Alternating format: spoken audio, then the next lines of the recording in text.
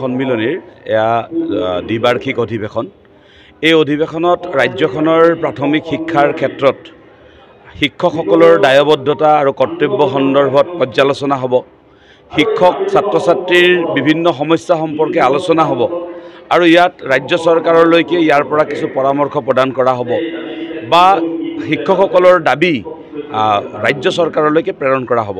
বিশেষকৈ ৰাজ্যত আজি ৩ বছৰ ধৰি বৃত্তি পৰীক্ষাটো ছাত্ৰ ছাত্ৰীসকলৰ বঞ্চিত হৈ আছে। গতিকে পঞ্চম আৰু অষ্টম শ্ৰেণীৰ যি বৃত্তি পৰীক্ষা, এই বৃত্তি পৰীক্ষা যাতে অচিৰেই ৰাজ্য চৰকাৰে পাতিবলৈ সিদ্ধান্ত গ্ৰহণ কৰি কাৰ্যব্যৱস্থা কৰে, তাৰ কাৰণে এই অধিৱেশনৰ জৰিয়তে আমি ৰাজ্য চৰকাৰক দাবী জনাম। তাৰোপৰি এতিয়ালৈকে মূল্যায়ন আৰু অভ্যাসনৰ বহীসমূহ ৰাজ্যখনৰ ছাত্ৰ ছাত্ৰীসকলে লাভ কৰা নাই, যাতে ৰাজ্য চৰকাৰে অতি শীঘ্ৰে সকলো শিক্ষাৰ্থীকে মূল্যায়ন আৰু অভ্যাসনৰ বহী যোগান দিয়ে, তাৰ বাবে আমি এই অধিৱেশনৰ জৰিয়তে আমি ৰাজ্য চৰকাৰক দাবী জনাম। আৰু প্ৰধান শিক্ষকৰ পদৰ সৃষ্টিৰ যি সমস্যা, এই সমস্যা জুলাই মাহৰ ভিতৰত সমাধান কৰিবৰ কাৰণে আমি ৰাজ্য চৰকাৰক দাবী জনাম।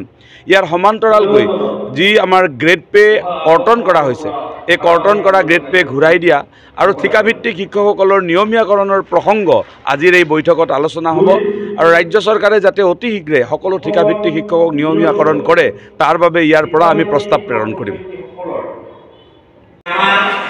এই শিক্ষক সন্মিলনীৰ জৰিয়তে আমাৰ তেখেতসকলক মই ধন্যবাদ জ্ঞাপন কৰিছোঁ আৰু বিশেষকৈ মই এটা গুৰুত্বপূৰ্ণ কথা ক'ব বিচাৰিছোঁ যে শিক্ষক শ্ৰদ্ধা কৰি আহিছোঁ আৰু ভৱিষ্যতে মই শ্ৰদ্ধা কৰিম। এইটো যিখিনি কাৰ্যপ্ৰণালী বা দায়িত্বভাৰ মই সঁচাকৈয়ে অতিকে আনন্দিত। আজি বিভিন্ন এৱাৰ্ড দিয়াৰ ব্যৱস্থা কৰিছে তেওঁলোকে আৰু এই বিষয়টো আমাৰ ছাত্ৰ ছাত্ৰী